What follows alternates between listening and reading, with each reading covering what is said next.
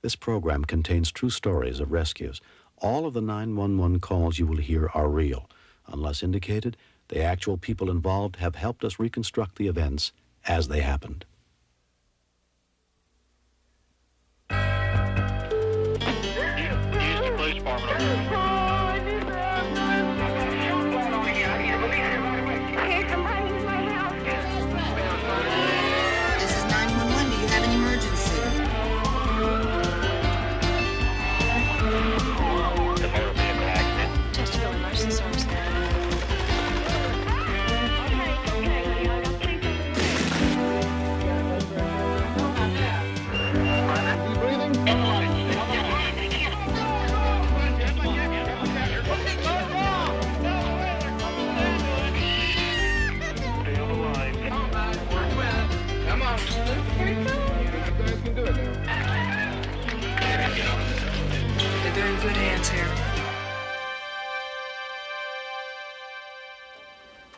It takes a certain kind of person to perform a truly heroic act. Someone who couldn't live with himself if he saw anyone in trouble and did nothing about it. I'm William Shatner. Tonight, true stories of unwavering courage and unfailing heroism on Rescue 911. We begin on a quarter-mile racetrack outside Denver, Colorado. Most of the footage was taped on July 22nd, 1989, in front of tens of thousands of spectators.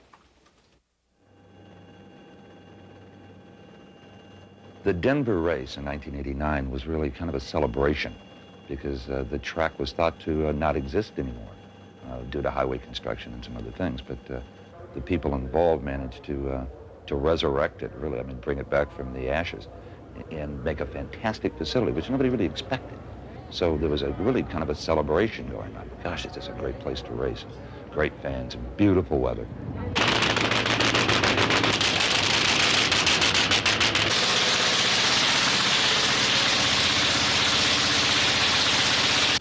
On this Saturday, funny cars were racing. High-powered vehicles capable of reaching nearly 300 miles an hour in less than 6 seconds. If you're in that starting line area, you're talking 8,000 collective horsepower with nitromethane fuel. The ground, or the grandstand, literally vibrated.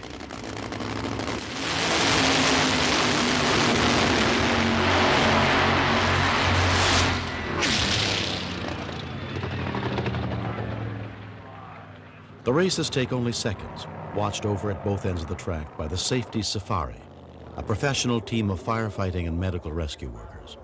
With that many horsepower and that much power just waiting to be unleashed, sometimes it's just like a hand grenade waiting to go off. You sit there and hope nobody pulls the pin.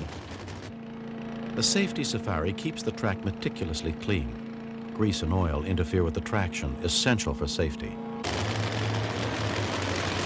And each day they methodically check their rescue equipment.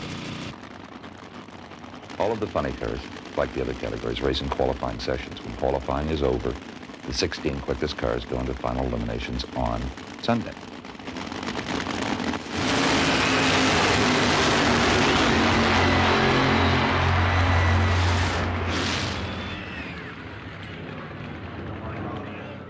It was 20-year-old Don Gay Jr.'s second Top Fuel funny car race. In this heat, he would face a legend. When anybody lines up against a champion like a Don Prudhomme, the gunfighter with a big reputation, you want to knock him off, and especially a young driver like Don Gay Jr., just for his own personal satisfaction. Even though it's qualifying, even though it really doesn't mean anything, only your time matters. We were having a lot of trouble with our car, and he's a young kid and a real aggressive kid, and I didn't want this young kid to beat me.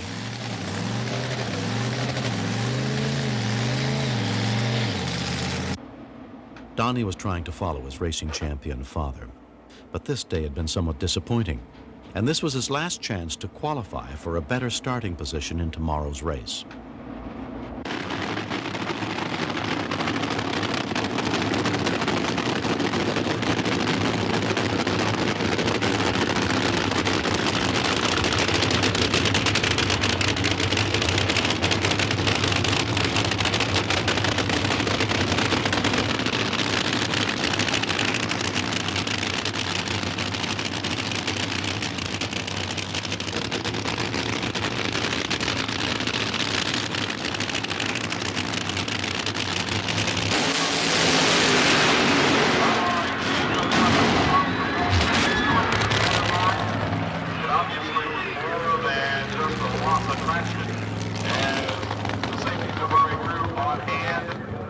we heard someone holler on the radio, "There's a fire."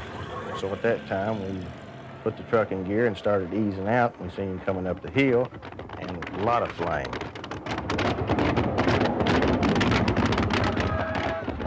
We went towards him, and the car was still idling, and we figured something was really wrong because he wasn't shutting the engine down, he wasn't trying to stop, he wasn't trying to come out the escape hatch out of the top. We all had to turn around and chase him back. Major fire on hand here in the NHI safety supply. He's going to be right on top of it. Don Gay Jr. riding out in a horrendous fire at the top end of the track. I thought I was watching a man burn to death. When we continue, The first thing that came to my mind is that, hey, I've got my fire equipment still on. I have my helmet on, gloves on, and we got to get this kid out of the fire.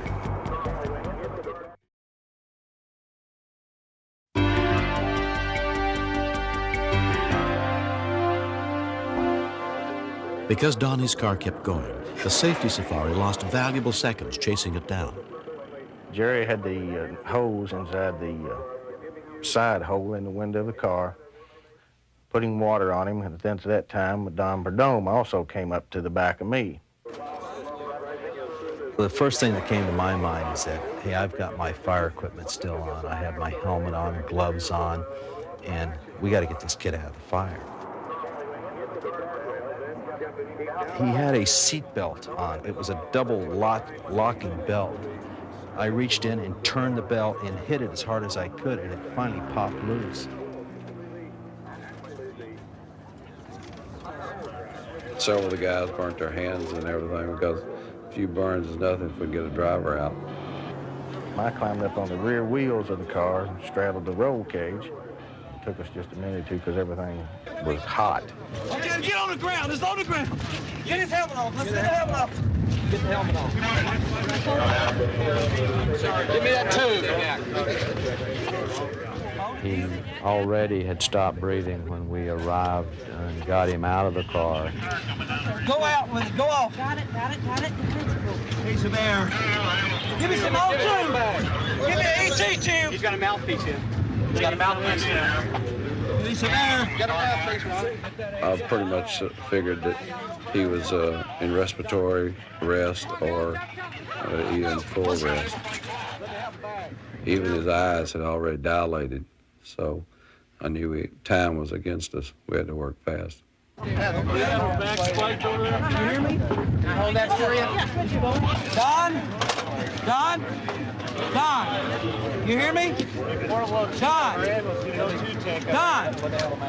Don, that's a boy. That's a boy there. You got 1 to 4 minutes that is a good legal time to try to bring someone back. 4 to 6 minutes, you're really playing with danger. Your brain cells are not acquiring the oxygen and are dying. Get him out of here. Don. Okay, wait, Don. After we hit him with a third time with a third ambu bag full of air, I felt his body flinch. Folks, let's clear the scene. Don, you hear me? Give me one if you got one. Okay, just be cool. Gonna give you some oxygen. You hear me? Okay, just gonna give you some oxygen. Donnie, you recognize me? I yelled at him. I said, Donnie, do you know who I am? And he looked over and he said, you're Don Perdome. And I thought, you know, a smile came on all of our faces. Donnie. All right, be cool. Don, it's air. It's air, baby.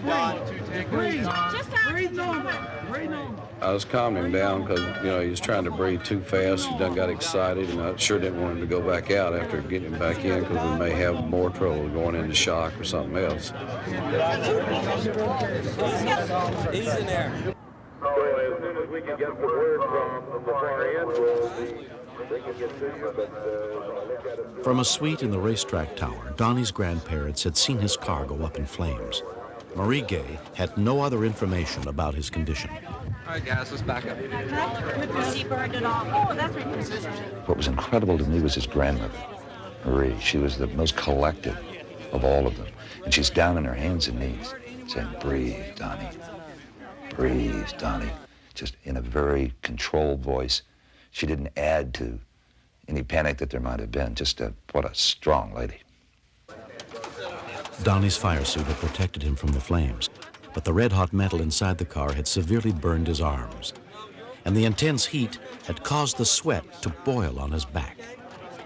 He had inhaled a fair amount of flame, and of course that inhalation burn that people get is a very critical issue, and you don't know for 24 to 36 hours how serious that particular injury is going to be.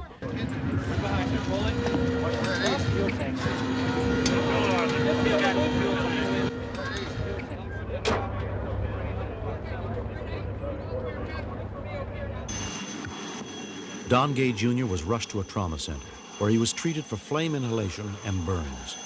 He was released from the hospital after 11 days. The safety safari had saved his life. What I should have done is let off and waited for another day, another race. But I was racing Don Perdome. You know, I was ahead of one of my idols. Well, that's where I messed up and I lost control and hit the wall and I was knocked out. And from then on, I don't remember anything till they revived me. Every safety safari guy is very proud of what he does, and it makes us feel good when we do something and it turns out good. I mean, it's a lot of pride in that whole operation. In this particular accident, if it had been at a track, let's say, where we didn't have a safety safari like we have in NHRA racing, I don't believe that he would have made it. I think he would just burn up in the car and he'd been gone. Which end is this? The one you burn up? It's the same one? Mm-hmm. Oh, they ain't cleaned up that well, huh? After he had the wreck at Denver, it was no more racing. His first words, Daddy, no more racing, no more racing. And I said, that's right, son, no more racing. It's over with, everything's for sale, it's gone. And when he told me that, it was over with. Then we came back and he started changing his mind in the hospital. And when he did, I said, we'll see, we'll see. No, order my fire suit. No, I said, we'll see. And so right now, we're gonna keep him parked for a while.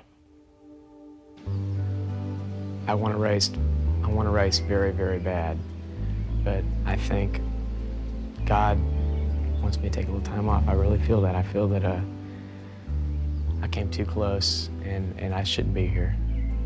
I'm grateful to, Perdome and all the guys on the safety safari. There's no way I could ever thank them enough. It's a life. How do you thank somebody for saving your life? How can you there's no possible way to ever do it completely. I want them to know that I can never thank them and I always, be in debt to them. Next. I turned around, saw a little girl running around in the front seat of the car in back of us.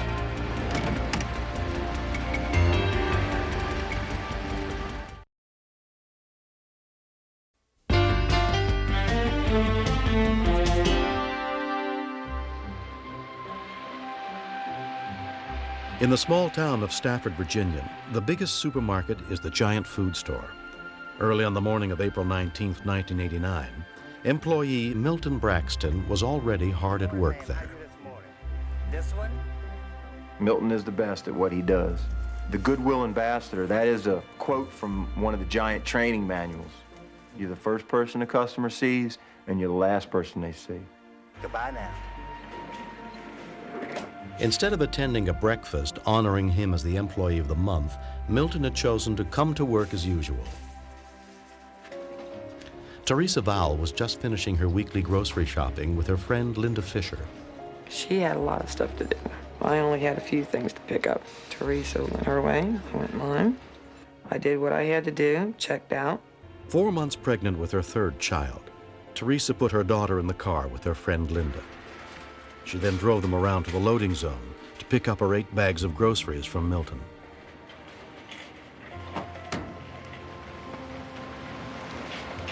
How you doing today? Good. How are you? Oh, fine. Good. Oh, let me move some stuff. That's all right. Just take your Around. time. As they loaded the groceries into the trunk, another car pulled up behind them with a man and a little girl.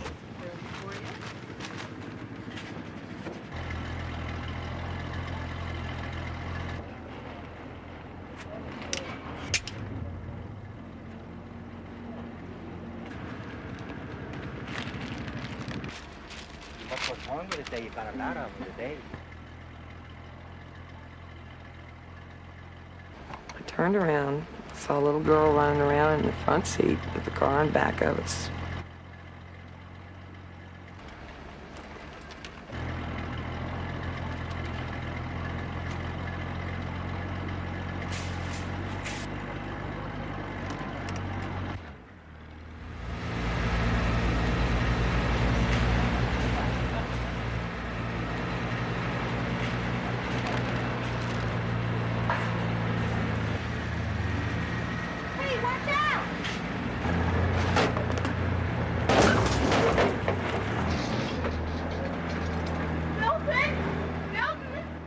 His legs were caught in between those bumpers. I knew his legs were broke. He was so stunned he couldn't even talk. You could see it in his eyes, the pain. And I was so hysterical. I mean, my stomach was tensed up, my back was hurting. Milton is hurt. He's hurt.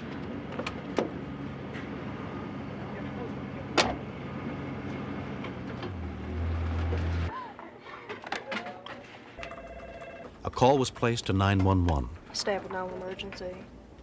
The call came in at 10:05 a.m. A rescue squad was immediately dispatched. When I ran outside, all I saw was Milton laying on the ground. Milton, you all right? What happened? Grocery manager Tim Conklin came out as soon as he saw what had happened.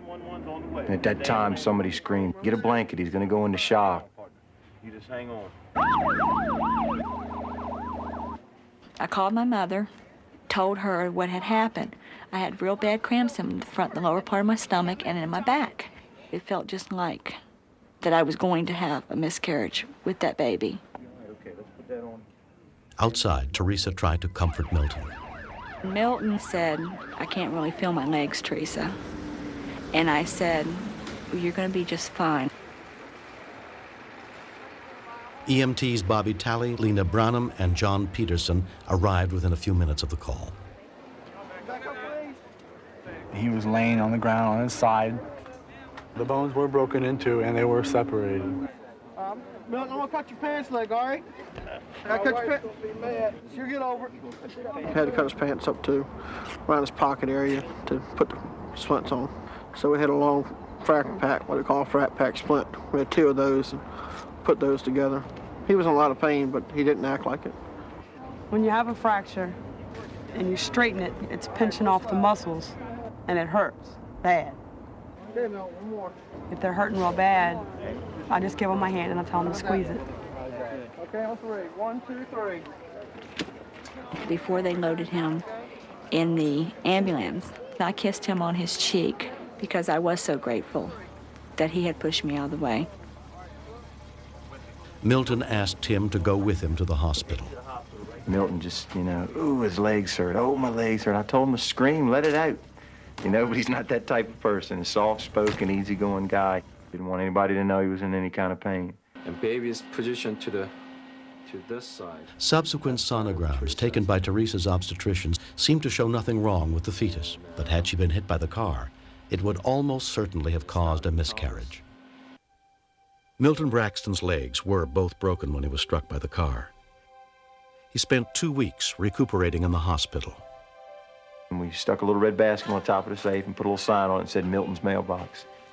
People drop 10 and 15 cards in there a day. Oh, yes, indeed. It was enough to do to cover the whole wall, and then some. 8 months after the accident, Milton is still undergoing physical therapy, hoping he'll soon be strong enough to return to work. Well, it's typical of him to do something like this, to out of his way to help somebody else. It wasn't surprising to me when I heard what he had done. I don't mind helping anybody. And I figured one don't need both of us to get hurt, so I just shoved her out the way. And I'll take a chance on getting out the way, after I get her out the way myself, but I couldn't do it and I just got hit. I feel like he's like my guardian angel because without him there, this baby, it means so much to me to carry Holly. And, when she's born, I want him to hold her and feel the joy that he has given me and my husband both. On October 31st, 1989, Holly Ann Vowell was born, a healthy baby girl. Let me see. Yeah, you gaining some pounds. Yeah, you can make that small. Yeah, you can make that small. Teresa's husband, Michael, also feels strongly about Milton. You have to be exceptional to do what he did. If it wasn't for his courage, his character, there's no way that baby would be born. He's just one of a million. He just loves people, you know. That's the only way to describe him. He doesn't think about himself, he thinks about others first. It's good to see that there are people out there that really do and truly care about other people. It just shows me that yeah, there are some good people left in this world, and Milton Braxton's one of them.